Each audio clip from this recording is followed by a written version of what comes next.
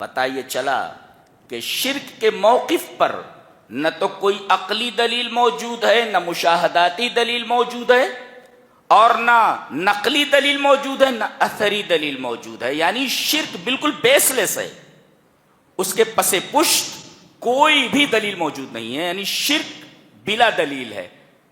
ان کے پاس صرف ایک ہی دلیل ہے، کیا؟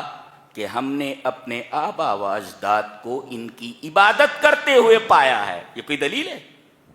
یہ کوئی دلیل ہے کہ ہم نے اپنے آبا و اجداد کو ایسا کرتے ہوئے دیکھا؟ تمہارے آبا و اجداد گمراہ رہے ہوں تو الذین کفروا وصدوا عن سبیل اللہ اضل اعمالهم. فاسق کون ہیں؟ وہ لوگ ہیں جنہوں نے انکار کیا، تمام دلائل کا انکار کیا، وصدوا عن سبیل اللہ، اور خود تو بگڑے ہی، دوسروں کو بگاڑنے میں لگے ہوئے ہیں اور اللہ کے راستے سے روک رہے ہیں. وصدوا عن سبیل اللہ اضل اعمالهم، اللہ تبارک تعالیٰ نے ان کے اعمال کو برباد کر دیا ہے. تو قرآن مؤثر ہے، یہ اثر کرے گا ایسے دل کے اوپر جو دل زندہ ہو. مرے ہوئے دل کے اوپر کوئی چیز اثر انداز نہیں ہوتی. تو قرآن حکیم کو اثر انداز ہونے کے لیے اپنے دل کو زندہ رکھو. تو المؤثر هو القرآن، پہلا سبب. اور دوسرے المحل القابل، یعنی وہ جگہ جو قبول کرنے والی ہو، یعنی القلب الحی. بسم اللہ الرحمن الرحیم.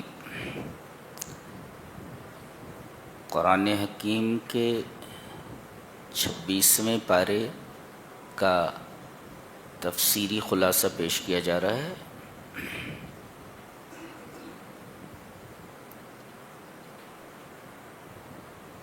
یہ پارہ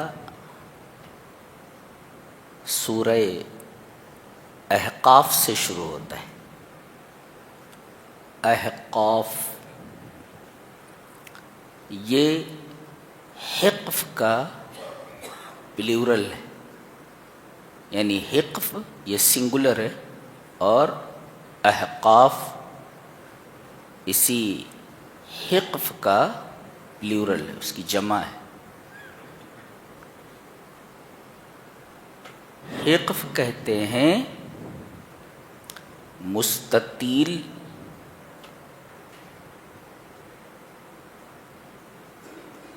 پیچ در پیچ، خم در خم ریتیلے میدان کو. یو کین سے a rectangular curvy zigzag and winding snake-like fields, sandy field.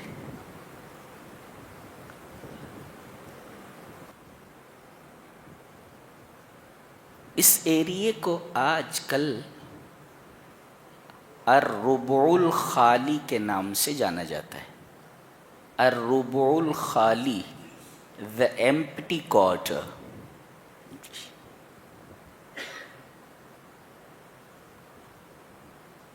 یہ میدان 1000 کلومیٹر لمبا اور 500 کلومیٹر چوڑا ہے. یعنی 500 بائی 1000، 1000 کلومیٹر لمبا ہے اور 500 کلومیٹر چوڑا ہے.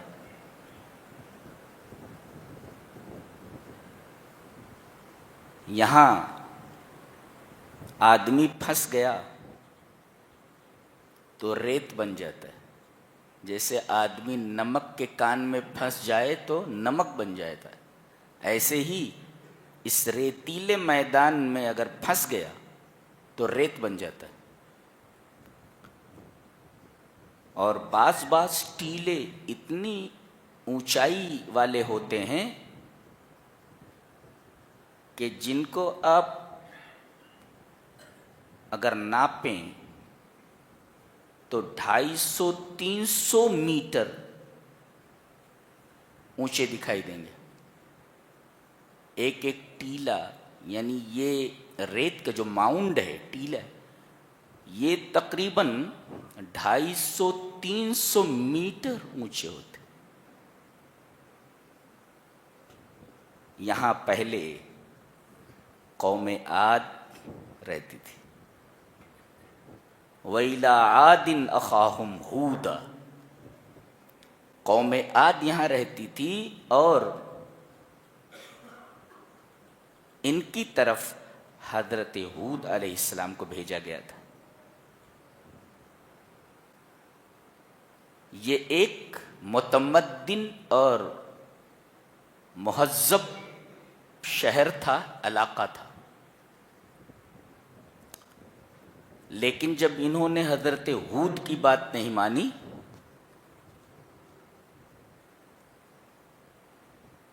اور طاقت کے نشے میں یہ کہنے لگے وَقَالُوا مَنْ أَشَدُّ مِنَّا قُوَّةً، ہم سے زیادہ طاقتور کون ہے؟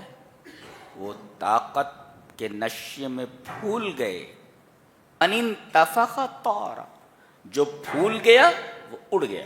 ایسا یہ طاقت کے نشے میں پھول گئے تھے تو اللہ تبارک و تعالی نے غبارے کی طرح ان کو اڑا دیا. ان کے اوپر جو عذاب مسلط کیا گیا وہ عذاب ہوا کا عذاب تھا. اور آپ کو معلوم ہے کہ ایسی جگہیں جہاں پر ریت کے تا حد نگاہ پھیلے ہوئے ٹیلے ہوں، وہاں ہوائیں بڑے عجیب انداز سے چلتی ہیں، ان کی رفتار بھی بڑی تیز ہوتی ہے. آج یہ متمدن اور مہذب علاقہ ڈیزرٹڈ ہے، پورا خالی پڑا ہوا ہے. دور دور تک یہاں کوئی انسان نظر نہیں آتا. اگر آدمی دل کی نگاہ سے کھڑے ہو کر کے اس کے کنارے سے دیکھے تو ایسا لگے گا جیسے یہاں اللہ تبارک و تعالیٰ کا عذاب کبھی آیا ہوگا. اور یقیناً آیا تھا. یہ علاقہ جزیرہ نمائے عرب کے جنوبی حصے میں ہے، جنوبی طرف میں، جنوبی سائڈ میں، اور آج بھی خالی پڑا ہوا ہے. اس کو ربول خالی کہتے ہیں، دا ایمپٹی کوارٹر.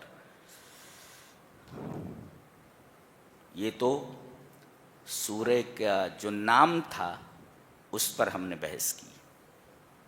تو حقف کا مطلب سمجھ میں آیا؟ حقف کی جمع احقاف، ریکٹینگولر کروی zig zag winding snake like sandy field, پھر کہتے ہیں حقف، جمعہ احقاف.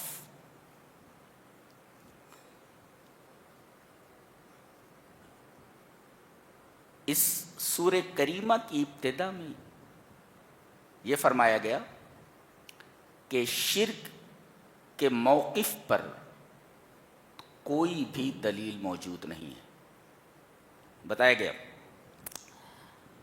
قُلْ أَرَأَيْتُمْ مَا تَدْعُونَ مِن دُونِ اللَّهِ، آپ کہہ دیجئے بھلا بتاؤ تم جو اللہ کے علاوہ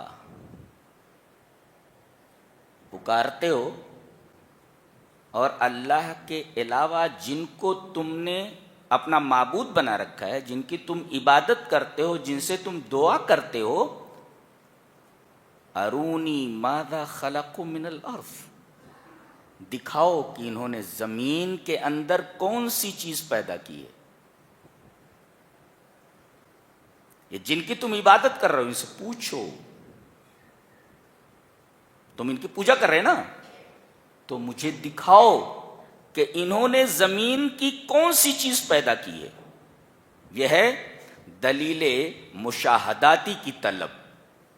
مشاہداتی دلیل لاؤ، ہم دیکھنا چاہتے ہیں کہ جن کو تم نے اللہ کے علاوہ معبود بنا رکھا ہے یہ زمین کی کون سی چیز کے خالق ہیں، انہوں نے کون سی چیز پیدا کی ہے. یہ ہے دلیل مشاہداتی. اور یہ بتاؤ کہ آسمان کے بنانے میں، آسمان کی تخلیق میں ان کا کوئی حصہ ہے؟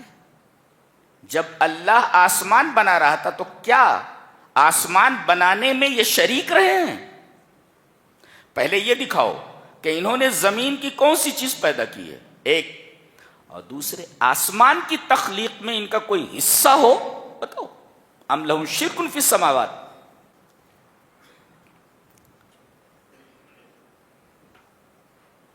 اس کے بعد فرمایا گیا یہ تو دلیل مشاہداتی کی مانگ کی جا رہی ہے، مشاہداتی دلیل لاؤ، اور اب دلیل نقلی کا مطالبہ کیا جا رہا ہے، ایتونی بکتاب من قبل ھذا، اس سے پہلے کوئی آسمانی کتاب ایسی آئی ہو جس میں یہ موجود ہو، یہ لکھا ہوا ہو کہ شرک کا موقف صحیح ہے، شرک کا جو اسٹینڈ ہے وہ صحیح ہے، دکھاؤ، کسی آسمانی کتاب کے اندر لکھا ہو تو دکھاؤ۔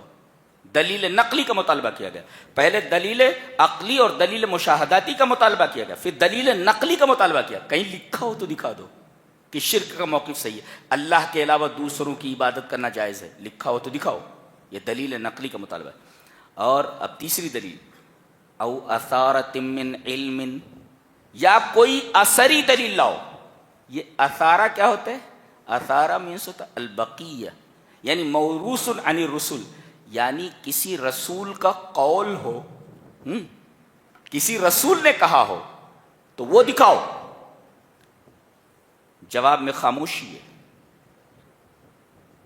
پتہ یہ چلا کہ شرک کے موقف پر نہ تو کوئی عقلی دلیل موجود ہے، نہ مشاہداتی دلیل موجود ہے، اور نہ نقلی دلیل موجود ہے، نہ اثری دلیل موجود ہے، یعنی شرک بالکل بیس لیس ہے، اس کے پس پشت کوئی بھی دلیل موجود نہیں ہے، یعنی شرک بلا دلیل ہے۔ ان کے پاس صرف ایک ہی دلیل ہے، کیا؟ کہ ہم نے اپنے آبا و اجداد کو ان کی عبادت کرتے ہوئے پایا ہے۔ یہ کوئی دلیل ہے؟ یہ کوئی دلیل ہے کہ ہم نے اپنے آبا و اجداد کو ایسا کرتے ہوئے دیکھا؟ تمہارے آبا و اجداد گمراہ رہے ہوں تو باپ دادا کے نقش قدم کو دلیل بنانا یہ ایک نامناسب اور غیر معقول دلیل ہے، اس دلیل کو کوئی نہیں مانتا۔ تمہارے آبا و اجداد گمراہ رہے ہوں تو ثابت یہ ہوا کہ شرک بالکل بیس لیس ہے، اس کی پشت پر کوئی بھی دلیل موجود نہیں ہے۔ آگے فرمایا گیا وَمَنْ أَضَلُّ مِمَّنْ يَدْعُو مِنْ دُونِ اللَّهِ مَنْ لَا يَسْتَجِيبُ لَهُ إِلَى يَوْمِ الْقِيَامَةِ وَهُمْ عَنْ دُعَائِهِمْ غَافِلُونَ۔ اس آدمی سے زیادہ گمراہ کون ہو سکتا ہے جو اللہ کے علاوہ ایسی چیز کو پکارتا ہے، ایسی ہستی کو پکارتا ہے جو قیامت تک اس کا جواب نہ دے سکے۔ وَهُمْ عَنْ دُعَائِهِمْ غَافِلُونَ۔ جواب کیوں دیں گے؟ اس لیے کہ ان کی پکار ان کے پاس پہنچ ہی نہیں رہی ہے۔ اب بتاؤ، یہ تمہاری بات سن ہی نہیں رہے ہیں، تو سنتے تو کچھ کرتے، سن ہی نہیں رہے ہیں، تمہاری پکار سے غافل ہیں، یعنی تمہاری آواز ان کے کانوں میں نہیں پہنچ رہی ہے۔ تو جب تمہاری آواز ان کے کانوں میں نہیں پہنچ رہی ہے تو یہ تمہاری مراد کیسے پوری کر سکتے ہیں؟ اور اس آدمی سے زیادہ گمراہ کون ہو سکتا ہے جو ایسے لوگوں کو پکارے جو قیامت تک اس کا جواب نہ دے سکیں؟ اس لیے کہ وَهُمْ عَنْ دُعَائِهِمْ غَافِلُونَ، اس کی پکار سے یہ غافل، سن ہی نہیں رہے ہیں تو جواب کیا دیں گے؟ جواب دینے کے لیے سننا ضروری ہے، یہ بتایا گیا۔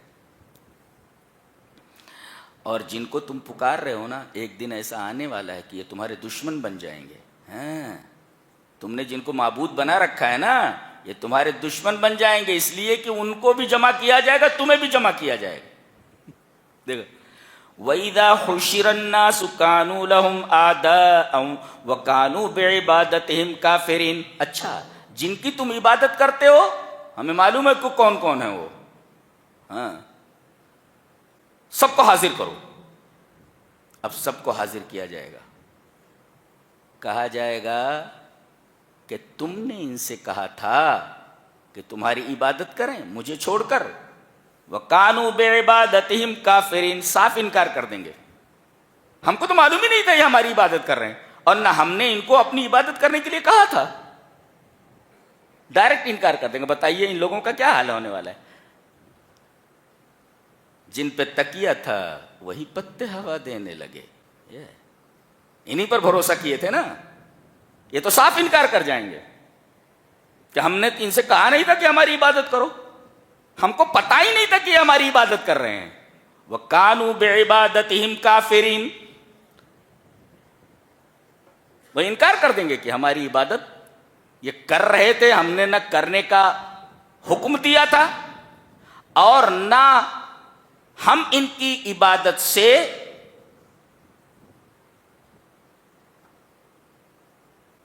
کچھ معلومات رکھتے تھے. ہمیں معلوم ہی نہیں تھا کہ ہماری عبادت کر رہے. تو جن کو پوج رہے تھے وہ تمہارے دشمن بن جائیں گے. لوگوں کے درمیان یہ پھیلایا جاتا ہے، یہ بگڑی بناتے ہیں. اچھا یہاں بچہ ملتا ہے، یہاں بیٹا ملتا ہے، بیٹی ملتی ہے، یہ دیتے ہیں، یہاں ملتا ہے. یہ اللہ سے سب منوا لیتے ہیں. اللہ پوچھے گا کہ ہم نے کہا تھا کہ تم ہم سے کوئی بات منوا لے سکتے ہو، منوا سکتے ہو؟ ہم نے کہا تھا تم سے. اللہ.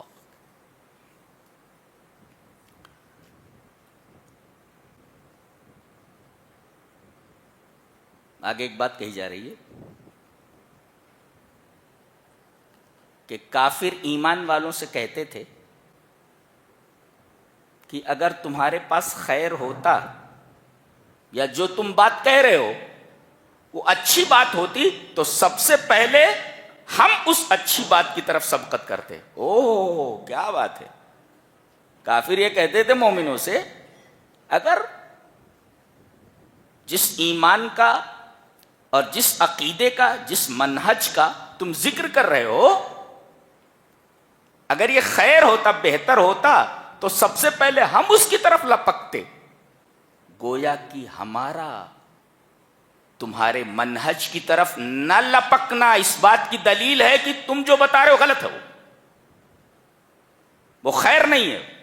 اگر خیر ہوتا تو سب سے پہلے ہم اسے لیتے اور اس کی طرف ہم لپکتے. علامہ ابن کثیر رحمہ اللہ نے اس آیت کریمہ کی تفسیر میں یہ لکھا ہے کہ اہل سنت والجماع یہ کہتے ہیں کہ ہر وہ قول اور فعل جو صحابہ سے ثابت نہ ہو وہ بدعت ہے، اس لیے کہ صحابہ کرام میں خیر کو حاصل کرنے کا ایسا جذبہ تھا کہ کوئی بھی خیر دیکھتے تو فوراً اس خیر کی طرف لپکتے تھے. تو گویا کہ صحابہ کرام کا کسی چیز کی طرف مائل نہ ہونا، نہ لپکنا اس بات کی دلیل ہے کہ وہ شریعت نہیں ہے. تو گویا کہ صحابہ کرام کا ہر وہ قول و فعل جو انہوں نے نہیں کیا ہے، نہیں کہا ہے، وہ بدعت ہے. اس کے بعد آیت کریمہ ہے ان الذین قالوا ربنا اللہ ثم استقاموا. بے شک وہ لوگ جنہوں نے کہا کہ ہمارا رب اللہ ہے اور پھر جمے رہے. دو چیزیں دیکھو. ایک مفسر لکھتا ہے کہ یہ لوگ جن کے بارے میں کہا جا رہا ہے کہ بے شک وہ لوگ جنہوں نے کہا کہ ہمارا رب اللہ ہے اور اس پر وہ مستقیم رہے، جمے رہے. اس آیت کریمہ کی تفسیر میں ایک مفسر کہتا ہے کہ جمعوا بین التوحید التی ہی خلاصۃ العلم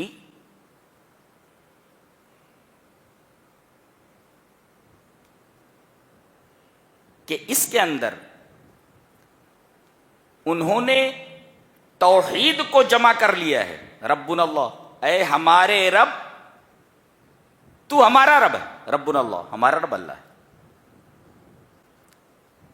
اور یہ توحید ہے، ہمارا رب اللہ ہے، یہ توحید ہے. گویا کہ جن لوگوں نے یہ کہا کہ ہمارا رب اللہ ہے، انہوں نے توحید کو جمع کر لیا. اور توحید یہ علم کا خلاصہ ہے. سارے علوم آپ پڑھ لیں، اگر آپ کو توحید کا علم نہیں ہے سب سے بڑے جاہل ہیں آپ. تو جمع بین التوحید التی ہی خلاصۃ العلم و بین الاستقامت فی الدین التی ہی منتہی العمل. یہ تفسیر ہے کہ وہ لوگ جنہوں نے کہا کہ ہمارا رب اللہ ہے، یہ توحید ہے، اور پھر اس کے اوپر جمے رہے، گویا کہ کہنے والوں نے دو چیزیں جمع کر لی ہیں. ایک تو توحید، توحید تمام علم کا خلاصہ ہے،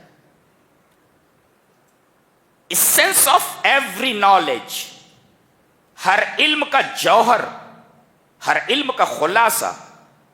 توحید کیا ہے؟ التوحید خلاصۃ العلم، تمام علم کا خلاصہ. توحید essence of knowledge، تمام علوم کا عرق ہے، تمام علوم کا جوہر ہے. تو ان کے پاس توحید آ گئی جو علم کا خلاصہ ہے، اور انہوں نے استقامت اختیار کی. تو استقامت ان کے پاس ہے، اور استقامت کسے کہتے ہیں؟ التی ہی منتہی العمل، یہ عمل کی انتہا ہے. تو گویا کہ ان کے پاس علم کا خلاصہ بھی آ گیا جسے توحید کہتے ہیں، اور ان کے پاس عمل کی انتہا آ گئی جو استقامت ہے. تو گویا کہ انہوں نے دو چیزیں جمع کر لی ہیں، جمع بین التوحید التی ہے خلاصۃ العلم و بین الاستقامت فی الدین التی ہے منتہی العمل. کیا بات ہے! یعنی انہوں نے علم اور عمل دونوں کو جمع کر لیا ہے، اور دونوں کی انتہا پر، تمام علوم کی انتہا جہاں ہوتی ہے اسے توحید کہتے ہیں، اور جہاں تمام اعمال کی انتہا ہوتی ہے اسے استقامت کہتے ہیں. گویا کہ اعمال کی انتہا اور علم کی انتہا یہ دونوں ان کے پاس ہے. تو فلا خوف علیہم ولا هم یحزنون، تو ان کے اوپر نہ کوئی خوف ہے نہ کوئی غم ہے. جی. اس کے بعد یہ کہا گیا کہ ہم نے انسان کو وصیت کی کہ اپنے والدین کے ساتھ احسان کریں. ہاں، ایک مفسر نے لکھا ہے کہ ایک جگہ آیا ہے کہ ہم نے انسان کو وصیت کی ہے کہ وہ اپنے والدین کے ساتھ حسن کرے، بوالدیہ حسنا. یہاں کہا گیا بوالدیہ احسانا. تو ماں باپ کے ساتھ حسن کرنا اور ماں باپ کے ساتھ احسان کرنا، what is the different between two words? دونوں کے درمیان کیا فرق ہے؟ حسنا اور احسان. تو اگر ماں باپ غیر مسلم ہیں تو ان کے ساتھ حسن سلوک، ہے سین نون. اور اگر ماں باپ مسلم ہیں، مسلمان ہیں، تو احسان یعنی الف ہے سین الف نون، احسان. یعنی اگر ماں باپ مسلم ہیں تو وہ تمہارے حسن سلوک کے زیادہ مستحق ہیں، اور اگر غیر مسلم ہے تو وہ حسن سلوک کے مستحق ہیں. تو حسن سلوک کے مستحق دونوں ہیں، مگر غیر مسلم ہے تو حسن سلوک کیجئے، لیکن اگر مسلم ہے تو وہ حسن سلوک کے زیادہ مستحق ہیں. اس لیے ان کے ساتھ حسن کرنا، ان کے ساتھ احسان کرنا ہے. اچھا، تو ماں باپ کے ساتھ حسن سلوک کی ہم نے وصیت کی ہے. اب حسن سلوک دونوں کے ساتھ کیا جائے گا، لیکن اللہ تبارک و تعالیٰ نے ماں کو الگ کر لیا ہے. دیکھو، والدین کے ساتھ حسن سلوک کی وصیت کے بعد صرف ماں کا تذکر آگے ہو رہا ہے. کیا؟ حملتہ امہ کرہا ووضعتہ کرہا وحملہ وفصالہ 30 شہرا. یعنی ماں کا جو حق ہے، ان حق الام آکد من حق الاب، ماں کا حق باپ کے حق سے بڑھا ہوا ہے. کیوں؟ اس لیے کہ ماں 3 کام ایسے کرتی ہے کہ لم یشارکہ الاب فی شیء من ذلک، کہ باپ اس میں ذرہ برابر شرکت نہیں کرتا. کیا؟ حملت امہ کرہا،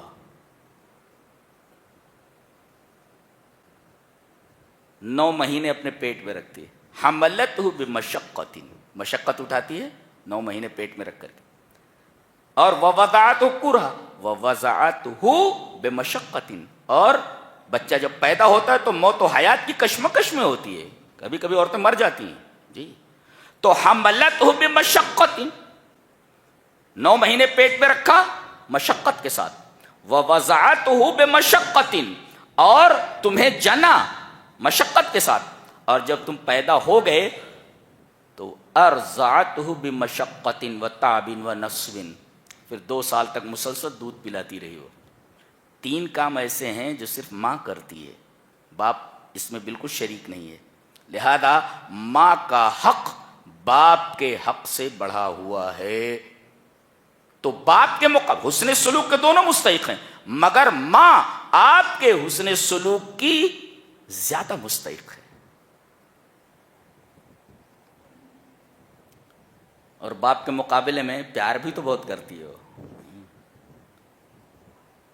باپ کو کبھی کبھی ڈانٹنا پڑتا ہے، اے جی اپنے اس لاڈلے کو سر پہ زیادہ مت چڑھاؤ، بگڑ جائے گا، اجی تم تو ایسے بولتے رہتے ہو۔ دیکھو ماں فوراً طرفداری کرنے لگتی بیٹے کی، کیا بات ہے، ہاں اجی چپ رہو جی یہ ماں ہے۔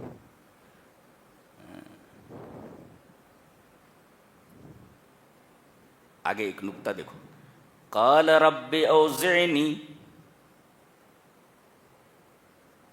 کہا اے میرے رب، اوزعنی ان اشکر نعمتک التی انعمت علی وعلی والدی، کہ مجھے توفیق دے، اوزعنی توفیق دے کہ میں تیری اس نعمت کا شکریہ ادا کروں جو نعمت تو نے مجھے عطا کی ہے اور میرے والدین کو عطا کی ہے، وعلی والدی، ایک نعمت آپ کو ملی ہے اور پھر آپ دعا کر رہے ہیں کہ جو نعمت تو نے میرے والدین کو دی ہے۔ اشارہ اس بات کی طرف ہے کہ ماں باپ کو چاہیے کہ وہ اپنے بچوں کی تربیت اس نہج پر کریں کہ وہ اللہ کی نعمتوں کے مستحق بنیں۔ اس میں ماں باپ کا کردار اور ان کا رول بہت زبردست ہوتا ہے، بیٹے کو، بچے کو، بچی کو سنوارنے میں۔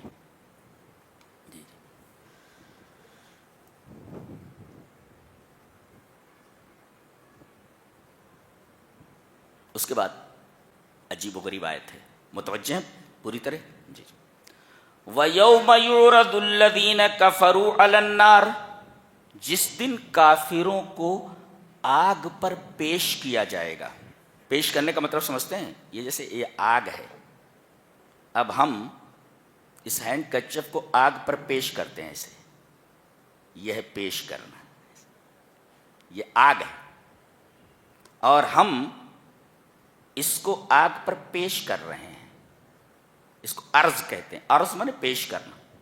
جی اب اس آیت کریمہ کی تفسیر میں ابن جوزی نے لکھا ہے کہ قال عمر رضی اللہ تعالی عنہ لجابر ابن عبداللہ رضی اللہ تعالی عنہ وقد رآہ اشترى لحما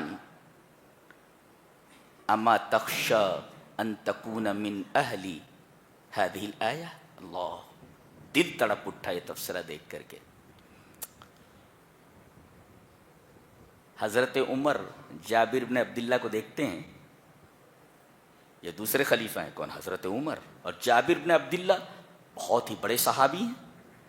تو حضرت عمر نے جابر بن عبداللہ سے کہا، قال عمر لجابر بن عبداللہ رضی اللہ تعالیٰ عنہ، حضرت عمر نے جابر بن عبداللہ سے کہا، کیا کہا؟ کہ وَقَدْ رَآهُ اشْتَرَى لَحْمًا اما تخشى ان تكون من اہل هذه الآیہ۔ حضرت عمر نے ایک دفعہ دیکھا کہ جابر بن عبداللہ ایک گوشت کی دکان پر گئے ہیں اور انہوں نے گوشت خرید لیا ہے۔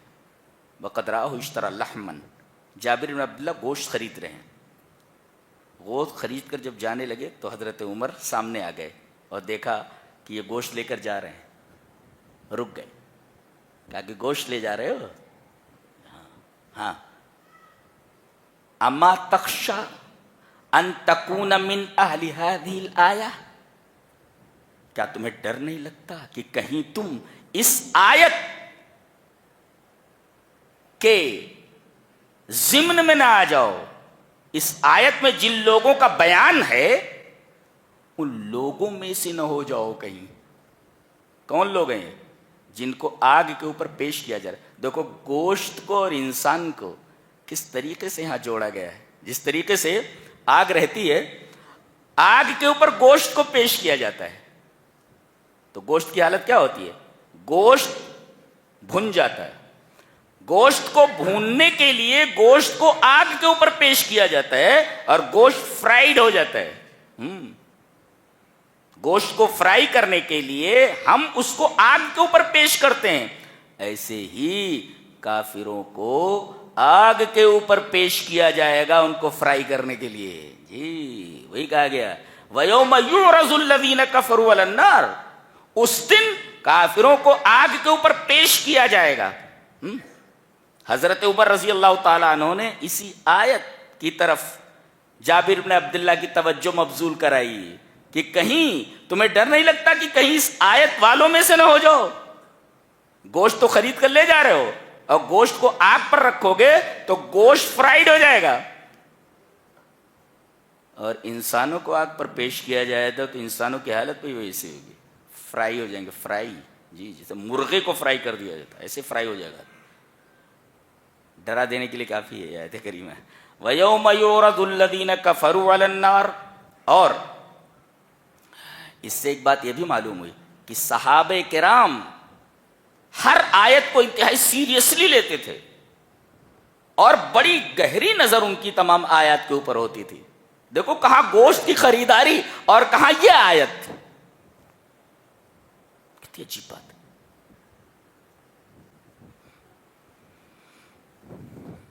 اب اس کے بعد قوم عاد کا تذکرہ ہے. جس جگہ رہتے تھے آج اسے ربول خالی کہا جاتا ہے، the empty quarter. جی آج وہاں کوئی آبادی نہیں ہے، صرف سائیں سائیں ہوائیں چلتی رہتی ہیں اور ریت اڑتی رہتی ہے. اس میں آدمی پھنس جائے تو ریت بن جاتا ہے، جیسے نمک کے کان میں پھنس جائے تو نمک بن جاتا ہے.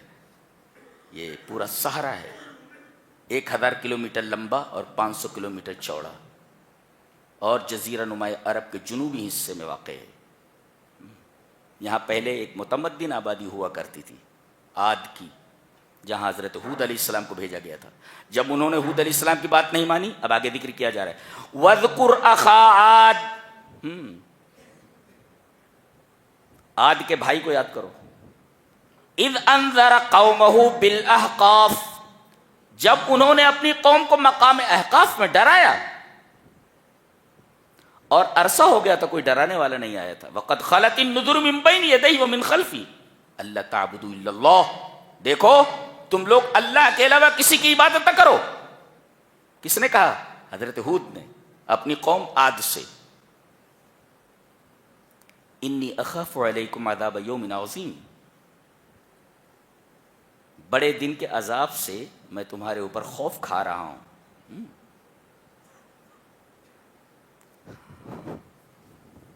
قوم بھی کتنی عجیب تھی. فاتنا بما تعدنا ان کنتم من الصادقین. سچے ہو عذاب لے کر آ جاؤ، سچے ہو تو عذاب لے کر آ جاؤ. یہ بہت بڑی جرأت تھی. قال انما العلم عند اللہ.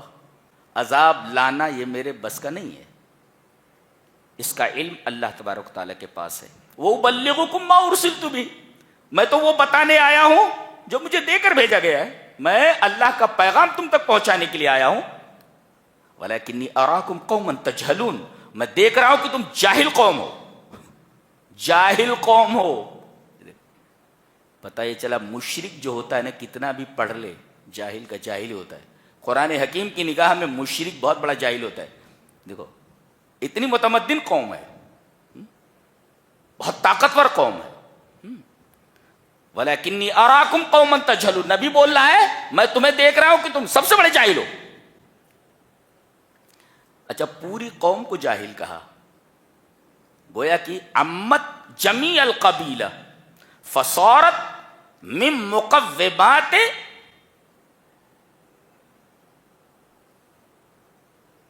قومیتہم. یعنی قومن تجہلون کا یعنی یہ وبا، یہ پوری بیماری شرک کی پورے قبیلے کے اوپر پھیل گئی تھی. سارے کے سارے جاہل ہو گئے تھے. یعنی شرک کی جو بیماری تھی، شرک کی وہ جو وبا تھی، وہ پوری قوم کے اوپر پھیل گئی تھی اور ان کی زندگی کے اہم اجزاء کی، اہم عناصر کی حیثیت اختیار کر گئی تھی، تبھی کہا انی اراکم قوما تجہلون۔ ٹھیک ہے، تم کہہ رہے ہو کہ عذاب لے کر آ جاؤ، اللہ تبارک و تعالیٰ نے عذاب بھیج دیا۔ فلما رأوه عارضا مستقبل اودیتہم، انہوں نے دیکھا کہ ان کی وادیوں کی طرف، جو وادیاں ہیں ان کی طرف ایک بادل آ رہا ہے۔ عارض مانے بادل، کلاؤڈ، عارض مینس کلاؤڈ۔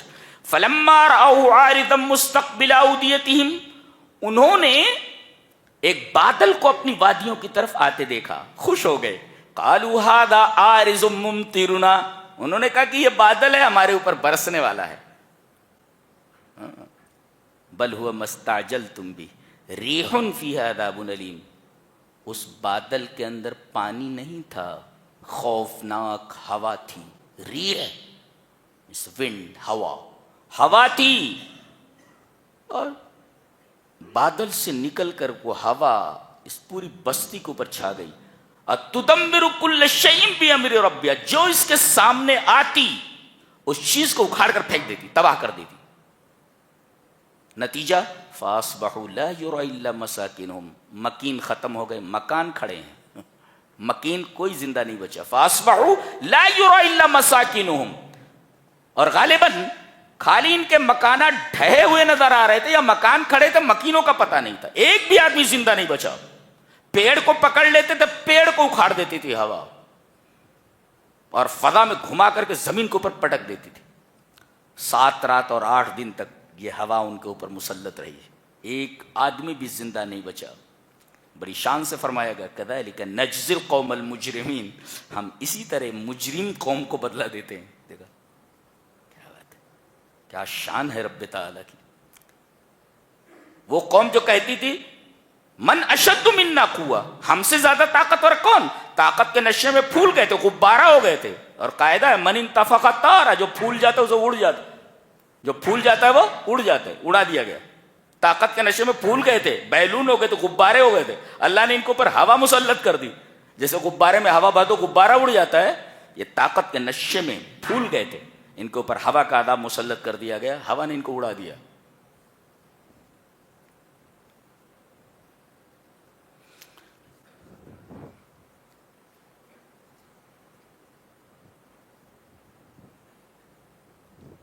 اللہ اکبر۔ اس کے بعد سورہ محمد شروع ہوتی ہے۔ اس میں ایک نقطہ دیکھیں، اس سے پہلے تقریباً 5 حوامیم گزر چکے ہیں۔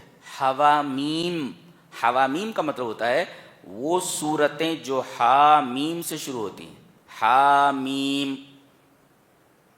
تو اس سے پہلے ایسی سورتیں گزر چکی ہیں جو حروف مقطعات حامیم سے شروع ہوتی ہیں، تو اس سے پہلے 5 حوامیم والی سورتیں گزر چکی ہیں۔ ان کے اندر یہ بیان کیا گیا کہ مشرکین کا جو موقف ہے وہ صحیح نہیں ہے، مشرکین کا اعتقاد صحیح نہیں، ان کا عمل صحیح نہیں، اور ان کے اعتقاد اور عمل کے کھوٹ کو واضح کر دیا گیا کہ تمہارا عقیدہ بھی کھوٹا ہے اور تمہارا عمل بھی کھوٹا ہے، اور پھر اقامت حجت کر دی گئی، دلیل قائم کر دی گئی۔ 5 سورتوں کے اندر کفار سے مباحثہ ہے، اور اس مباحثے کے اندر یہ بتا دیا گیا دلائل کے ساتھ کہ تمہارا موقف، تمہارا اسٹینڈ بالکل صحیح نہیں ہے، اور اس پر دلیلیں قائم کر دی گئیں۔ اس کے بعد فرمایا گیا بلاغ، یہ دیکھو یہاں بالکل آخر میں ہے، آیت کے بالکل آخر میں، جہاں یہ سورہ ختم ہو رہی ہے، کون سی، یہ حامیم والی، لم یلبثوا الا ساعۃ من نہار، بلاغ یعنی بات پہنچا دی گئی ہے، حجت تمام کر دی گئی ہے، تمام شبہات کے جوابات دیے جا چکے ہیں، اور ان کے عقیدے اور عمل کے کھوٹ کو واضح کر دیا گیا ہے، تمام دلائل و براہین ان کے سامنے رکھ دیے گئے ہیں، بلاغ پہنچا دیا گیا ہے۔ اب فَهَلْ يُهْلَكُ إِلَّا الْقَوْمُ الْفَاسِقُونَ، تو اب ان دلائل کے سامنے آ جانے کے بعد کون ہلاک ہوگا؟ فاسق لوگ. فَهَلْ يُهْلَكُ إِلَّا الْقَوْمُ الْفَاسِقُونَ. اب ہلاک ہونے والے صرف وہی لوگ ہیں جو فاسق ہیں. فاسق یہ فاسق لوگ. اب سوال پیدا ہوا کہ من ہم الفاسقون، یہ فاسق کون ہیں؟ تو سورہ محمد میں اس کا جواب دیا جا رہا ہے. سورہ محمد شروع ہو رہی ہے الذین کفروا وصدوا عن سبیل اللہ اضل اعمالهم. فاسق کون ہیں؟ وہ لوگ ہیں جنہوں نے انکار کیا، تمام دلائل کا انکار کیا. وصدوا عن سبیل اللہ، اور خود تو بگڑے ہی دوسروں کو بگاڑنے میں لگے ہوئے ہیں اور اللہ کے راستے سے روک رہے ہیں. وصدوا عن سبیل اللہ اضل اعمالهم، اللہ تبارک تعالیٰ نے ان کے اعمال کو برباد کر دیا ہے. یہ ہے اس سے پہلے کی 5 سورتوں اور سورہ محمد کے درمیان ربط. عجیب بات یہ ہے کہ ہمارے نبی کا نام محمد صلی اللہ علیہ وسلم پورے قرآن حکیم میں 4 جگہوں پر آیا ہے، جن میں سے ایک یہ سورہ بھی ہے. پورے قرآن میں 4 جگہ ہمارے نبی کا نام آیا ہے محمد صلی اللہ علیہ وسلم، اور آپ کے نام ہی سے یہ سورہ نازل کی گئی. سورہ محمد الذین کفروا وصدوا عن سبیل اللہ اضل اعمالهم سے یہ سورہ شروع ہو رہی ہے. اس سورہ کریمہ کی تھیم یہ ہے. تھیم کا مطلب محور اساسی جس کے اوپر یہ پوری سورت گھومتی ہے. کیا؟ غور سے سنو. اس پوری سورہ کریمہ کی تھیم، جس سورہ کا نام سورہ محمد ہے، کہ ان اتباع النبی صلی اللہ علیہ وسلم ہوا مقیاس صلاح العمل و قبولها. اس جملے کو یاد کر لو. پورے سورہ کریمہ کی تھیم اور پورے سورہ کریمہ کا محور اساسی کیا ہے؟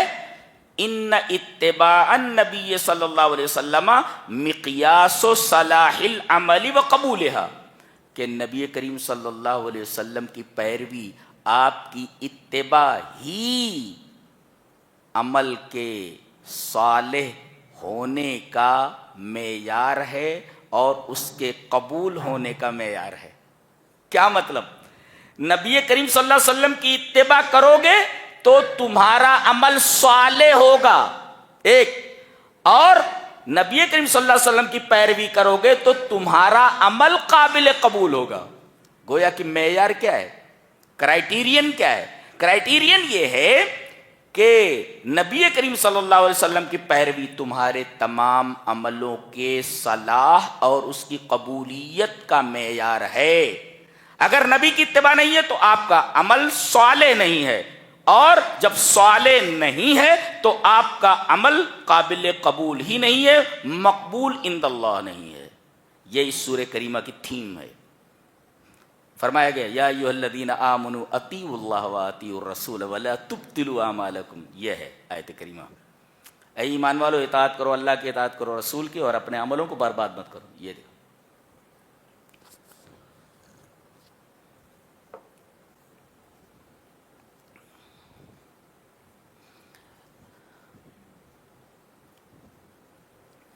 اس کے بعد سورہ فتح ہے. دیکھو انا فتحنا لک فتحا مبینا. صلح حدیبیہ میں ایسا بظاہر لگ رہا تھا کہ دب کر صلح کی گئی ہے. حضرت عمر تو بہت جذبات میں آ گئے تھے. کہا کہ اللہ کے رسول کیا ہم حق پر نہیں ہیں؟ اللہ کے رسول نے کہا بالکل ہم حق پر ہیں. کیا آپ اللہ کے رسول نہیں ہیں؟ ارے بھائی میں اللہ کا رسول ہوں. بات کیا ہے؟ کہا کہ اللہ کے رسول اتنا دب کر صلح کیوں کر رہے ہیں؟ ہم لڑ سکتے ہیں ان سے، دب کر صلح کیوں کر رہے ہیں آپ؟ کہا کہ اللہ کا حکم ہے یہ. اللہ، سب خاموش ہو گئے. یہ جو صلح کی جا رہی ہے بظاہر ایسا لگتا ہے جیسے دب کر کی جا رہی ہے. ابھی آئے ہیں آپ عمرہ نہیں کر سکتے، چلے جائیے. آئندہ سال آئیے تو تلواریں نیام میں رکھ کر آئیے. اللہ، کئی شرطیں رکھی انہوں نے، سب شرطیں مان لی گئیں نبی کریم صلی اللہ علیہ وسلم کی طرف، اور محضر کے اوپر سائن بھی ہو گئی. محضر کے اوپر سائن ہو. حضرت عمر بہت رنجیدہ تھے، تمام صحابہ کرام بھی رنجیدہ تھے. حضرت عمر نے اپنی رنجیدگی ظاہر فرمائی.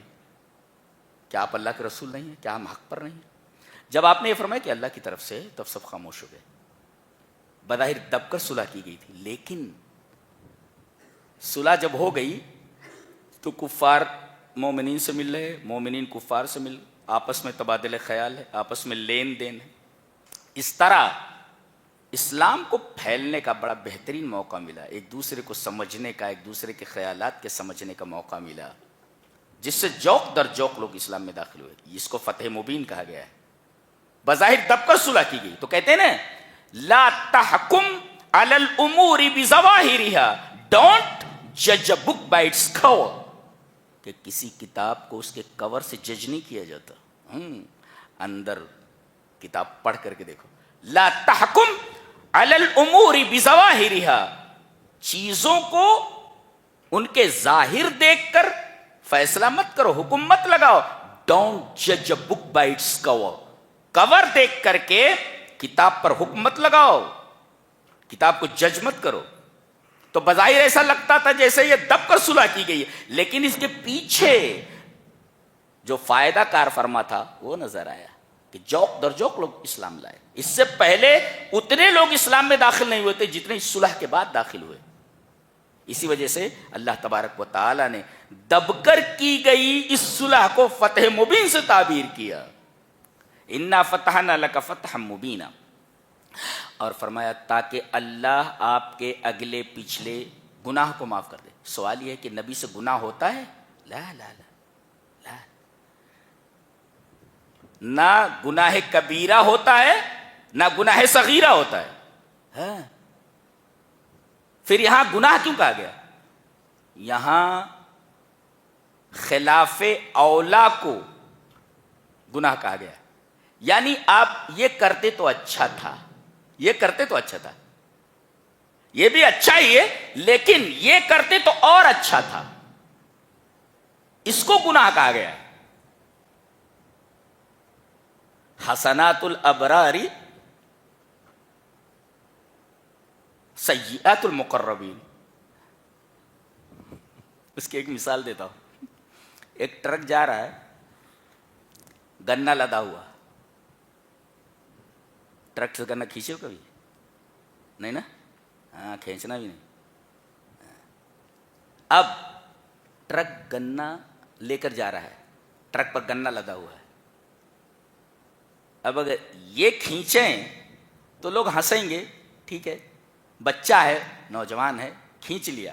لیکن اگر میں کھینچنے لگوں، کہا مفسر قرآن صاحب کو دیکھیے کہ وہ ٹرک سے گنا کھینچ رہے ہیں، اور پورے شہر میں بات پھیل جائے گی 2 منٹ میں. دیکھیے آپ بھی وہی کام کر رہے ہیں، ٹرک سے گنا کھینچ رہے ہیں، اور میں بھی ٹرک سے گنا کھینچ رہا ہوں، لیکن دونوں کے گنا کھینچنے میں فرق بہت زیادہ ہے. جی، میری حیثیت کچھ اور ہے، آپ کی حیثیت کچھ اور ہے، فرق ہے. ایسے ہی نبی کوئی خلاف اولا کام کرے، بہتر یہ تھا کہ آپ کرتے، لیکن آپ نے گڈ والا کام کیا، بیٹر اور بیسٹ نہیں کیا.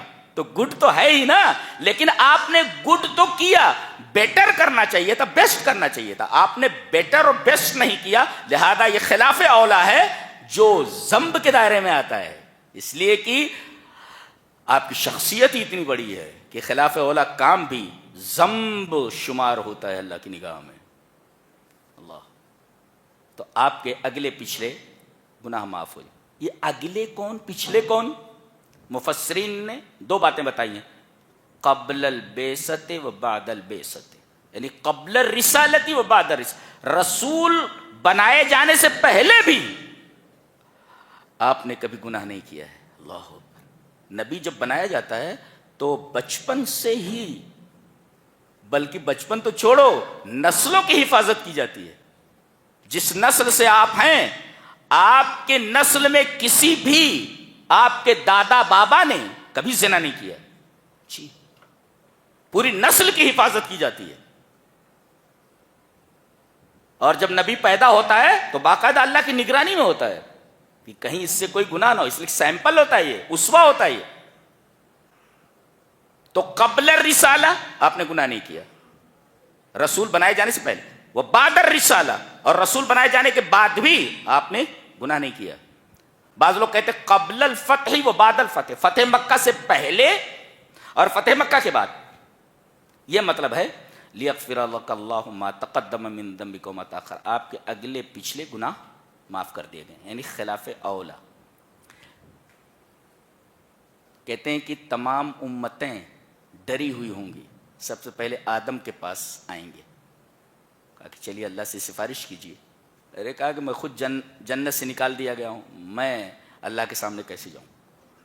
موسیٰ علیہ السلام کے پاس آئیں گے. موسیٰ علیہ السلام نے کہا مجھ سے بھی بہت بڑی غلطی ہو گئی تھی، وہ ایک قبطی کو میں نے گھونسا مار دیا تھا، ارادہ تو نہیں تھا کہ مر جائے یہ، لیکن مر گیا وہ، میں کیسے اللہ کے سامنے جاؤں. ہر ایک نبی انکار کر دے گا. جب حضرت عیسیٰ علیہ السلام کے پاس آئیں گے تو عیسیٰ علیہ السلام کہیں گے اذهبوا الى محمد صلی اللہ علیہ وسلم، جاؤ محمد صلی اللہ علیہ وسلم کے پاس، فَإِنَّهُ عَبْدٌ قَدْ غَفَرَ اللَّهُ مَا تَقَدَّمَ مِن ذَنبِهِ وَمَا تَأَخَّرَ. ایسے بندے کے پاس جاؤ، یہ ایسے بندے ہیں اللہ کے. کون؟ اذهبوا الى محمد، محمد صلی اللہ علیہ وسلم کے پاس جاؤ. آپ اللہ کے ایسے بندے ہیں جن کی خطا کو اللہ نے، پچھلی خطا کو اور اگلی خطا، ساری خطاؤں کو معاف کر دیا ہے. دیکھو یہ نبی کریم صلی اللہ علیہ وسلم کی کتنی بڑی عظمت ہے. حضرت عیسیٰ کہیں گے اذهبوا الى محمد، محمد صلی اللہ علیہ وسلم کے پاس جاؤ، فإنه عبد قد غفر اللہ ما تقدم من ذنبه وتأخر. یہ ایسے بندے ہیں اللہ کے. کون؟ محمد صلی اللہ علیہ وسلم، جن کے اگلے پچھلے گناہ معاف ہیں. اور نبی کریم صلی اللہ علیہ وسلم سفارش فرمائیں گے. اس سے تمام نبیوں میں آپ کی فضیلت اور آپ کے مقام کی عظمت کا اظہار ہوا.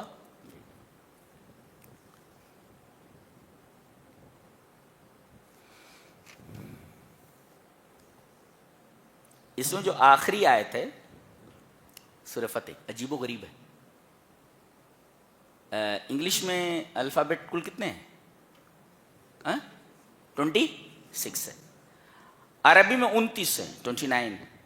عربی میں کتنے؟ 29. یہ قرآن حکیم کی سورہ فتح کی آیت ہے اور آخری آیت ہے. اور عجیب بات تو یہ ہے کہ آخری آیت ہے سورہ فتح کی اور 29 نمبر کی آیت ہے، اور اس میں عربی کے تمام الفابیٹ یعنی 29 لیٹرز موجود ہیں. یہ ایک حیرت انگیز آیت کریمہ ہے. نہیں سمجھے؟ سورہ فتح کی آخری آیت ہے، نمبر کیا ہے؟ 29، اور عربی کے الفابیٹ 29 ہے، الف سے لے کر یہ تک. اس پوری آیت میں دیکھ ڈالو، عربی کے تمام حروف تہجی اس میں موجود ہیں، پورے الفابیٹ موجود ہے عربی کے. 29 حروف موجود ہیں، 29 نمبر کی آیت ہے. یہ اتفاق نہیں ہو سکتا. دس از ناٹ اے کوئنسیڈنس. جی یہ اللہ کا کلام ہے. یہ ایک حیرت انگیز آیت ہے. یعنی گویا کہ قرآن حکیم پورا میتھمیٹیکل ہے، میتھمیٹیکل ہے پورے. ایک لفظ کو ادھر سے ادھر نہیں کر سکتے. اسی وجہ سے اس کتاب جیسی کوئی کتاب قرآن حکیم کے ایک جملے کی طرح کوئی جملہ نہیں بنا سکتا. چاہے کہ کوئی سورہ بنا لے اور قرآن جیسی کوئی کتاب بنا لے. آگے سورہ حجرات ہے.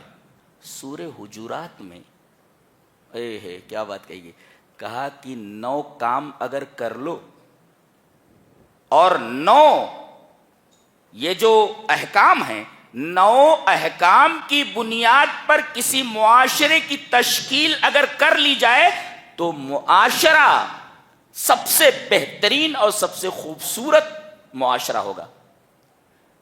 9 احکام دیے گئے ہیں. 9 احکام کے اوپر کسی معاشرے کی تشکیل کی جائے، کسی معاشرے کی تعمیر کی جائے تو وہ معاشرہ، وہ مجتمع، وہ سوسائٹی سب سے بہترین سوسائٹی ہوگی. وہ 9 کیا ہیں دیکھ لو. ایک طرف سے فتبینوا، پہلا حکم کہ کوئی بات آئے تو فوراً اس پر ایکشن مت لو، تحقیق کرو اس کی. دوسرے، آپس میں مسلمان لڑ پڑیں تو اصلاح کرو. فتبینوا کے بعد اصلحوا، اصلاح کرو. 2 اور تیسرے اقسطوا، ہر معاملے میں انصاف سے کام لو، کسی کے ساتھ ظلم مت کرو. 3 اور اس کے بعد لا یسخر قوم من قوم عسیٰ، کسی کا مذاق مت اڑاؤ. 4 ولا تلمزوا انفسکم، کسی کو تانا مت دو، کسی کا عیب مت ظاہر کرو، ولا تنابزوا بالالقاب، کسی کو برے لقب سے مت پکارو، برے لقب سے مت، او کالے، او کلوا، تو یہ ہے ولا تنابزوا بالالقاب، کسی کو برے لقب سے پکارنا۔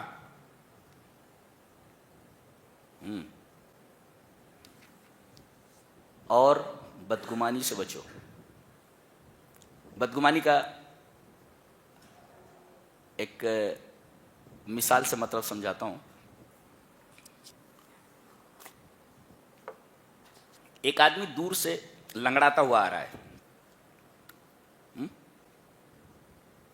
ایک آدمی کہہ رہا ہے کہ اس کا پیر ٹوٹا ہوا ہے، ایک دوسرا آدمی بولا نہیں، پیر میں چوٹ لگ گئی ہے۔ ایک آدمی کہہ رہا نہیں، وہ چلتے چلتے وہ کسی پتھر سے ٹکرا گیا، اس کا جو انگوٹھا ہے وہ انگوٹھا زخمی ہو گیا ہے۔ دیکھو یہ سب گمان ہے، جب سامنے آتا تو دیکھتا ہے اس کی چپل ٹوٹی ہوئی ہے، چپل ٹوٹی ہوئی، دیکھ رہے ہیں، اس کو کہتے ہیں گمان۔ تو کسی کے ساتھ بدگمان، یاد رہے گا نا، کسی کے ساتھ بدگمانی مت کرو، یہ ہے یا ایھا الذین آمنوا اجتنبوا کثیرا من الظن، بدگمانی نہیں ہونی چاہیے۔ اور ولا تجسسوا، کسی کے عیب کی ٹوہ میں مت رہو، کوئی عیب ملے اور اسے بلیک میل کرو، عیب حاصل کر کے کسی کو بلیک میل کیا جاتا، منع کر دیا گیا، لا لا ولا تجسسوا، جاسوسی نہیں کر سکتے آپ، کسی کے عیب کی ٹوہ میں نہیں رہ سکتے۔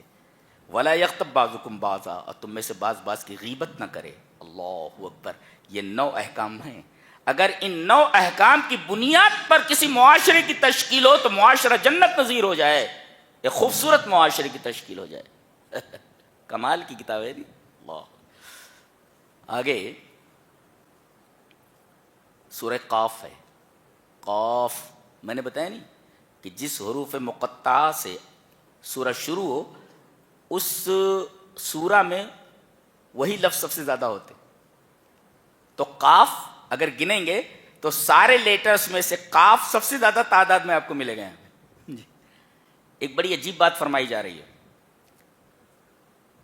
کفار کا شبہہ یہ ہے اذا متنا وکنا ترابا ذلک رجع بعید، ہم جب مر جائیں گے اور سڑ گر کر کے مٹی ہو جائیں گے تو یہ لوٹایا جانا بہت بعید کی بات ہے، بہت بعید بات ہے، دس از امپاسبل، ہو ہی نہیں سکتا۔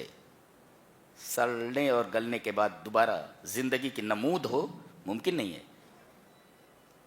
اللہ فرما رہا ہے، کتنا پیارا جواب ہے، کمال کی آیت ہے، کمال کی آیت ہے۔ قد علمنا ما تنقص الارض منہم وعندنا کتاب حفیظ۔ کائنات بند ہے ایک آیت کے اندر، ہمیں یہ علم ہے کہ زمین مرے ہوئے لوگوں سے کیا چیز کم کر رہی ہے۔ ایک آدمی مر گیا، یہاں دفن کر دیا گیا، کچھ دنوں کے بعد مٹی ہو جاتا ہے، اور پھر اس قبر کو دوبارہ کھود دیا جاتا ہے دوسرا مردہ رکھنے کے لیے، تو اب یہ جو مٹی اوپر آ گئی ہے اس کے بدن کے اجزاء ہیں جو مٹی میں تبدیل ہو گئے، اب یہ ہوا کی وجہ سے اڑتے رہتے، اس کے بدن کا ایک جز کہیں چلا گیا، کہیں چلا گیا، کہیں چلا گیا، اس طرح اس کے بدن سے اس کے اجزاء کم ہوتے رہتے ہیں۔ اس کو کہتے ہیں نقص، کم ہونا۔ ایک نقطہ یہ بتایا گیا کہ آدمی کے بدن کا کوئی بھی جز ڈسٹرائے نہیں ہوتا، فنا نہیں ہوتا، بلکہ ادھر ادھر ہو جاتا ہے، شکل بدل لیتا ہے۔ کائنات کی کوئی چیز نہ تو پیدا کی جا سکتی ہے اور نہ ڈسٹرائے کی جا سکتی ہے۔ Nothing is created and nothing is destroyed, کوئی بھی چیز پیدا نہیں کی جا سکتی اور کوئی چیز فنا نہیں کی جا سکتی، شکل بدل لیتی ہے۔ پانی بھاپ بن کر کے شکل بدل لیتا ہے، ایسے ہی انسانی جسم کے ذرات مختلف شکلوں میں آ جاتے ہیں جی، لیکن اللہ فرما رہا ہے کہ کون سا ذرہ کدھر ہے ہمیں معلوم ہے. وَعِندَنَا کتاب حفیظ، ایک کتاب ہے ہمارے پاس جس کے اندر یہ لکھا ہوا ہے کہ کون سا ذرہ کدھر ہے ہمیں معلوم ہے. کیا بات، حیرت ناک، مسٹیریس اسرار کا پردہ پڑا ہوا ہے. کیسی کتاب ہے؟ تمہارے بدن کا کون سا ذرہ کدھر ہے ہمیں علم ہے. سبحان اللہ، کیا علم ہے اس. اچھا، کم ہونا، پورا بدن سڑ گل جائے، دوسری شکل میں آ جائے، مگر ایک چیز ہمیشہ باقی رہتی ہے جس کو کہتے ہیں عجب الذنب، اور میڈیکل میں پڑھایا جاتا ہوگا عجب الذنب کو. کاکسکس بولتے اس کو، coccyx, COCCYX، coccyx. You can say tail bone, یعنی ریڑھ کی جو ہڈی ہے اس کے بالکل نیچے جو دمچی ہوتی ہے، دمچی، یہ بالکل ہوائی جہاز کے بلیک باکس کی طرح ہوتی ہے کہ جہاز اگر پورا کریش ہو جائے، تباہ ہو جائے، مگر بلیک باکس محفوظ رہتا ہے، اور بلیک باکس سے معلوم کر لیا جاتا ہے کہ جہاز کے کریش ہونے کا سبب کیا ہے، وجہ کیا ہے. ایسے ہی انسان کا پورا جسم کم ہو جائے مگر ایک چیز کبھی سڑتی نہیں، گلتی نہیں، وہ عجب الذنب، کاکسکس، ٹیل بون، یہ موجود رہتی ہے اپنی اصلی حالت میں بلیک باکس کی طرح. جی، اور بخاری شریف کی روایت ہے کہ یہ جو عجب الذنب، کاکسکس، ٹیل بون، منہ یرکب، اسی ٹیل بون سے انسان کو دوبارہ بنایا جائے گا. جس کا ٹیل بون ہے نا، اسی آدمی کو اسی طریقے سے بنا دیا جائے گا جیسا وہ تھا. حیرت ناک آیت ہے، اللہ اکبر، حیرت ناک ہے. قرآن حکیم خود عجوبہ ہے. قد علمنا ما تنقص الارض منہم وعندنا کتاب حفیظ. تمہارے جسم کے ذرات مٹی کی شکل لے کر کدھر کدھر چلے گئے ہیں، ہمارے پاس ایک کتاب ہے جو حفاظت کر رہی ہے. لکھا ہوا ہے کہ کون سا ذرہ کدھر گیا ہے. سبحان اللہ، عجیب و غریب.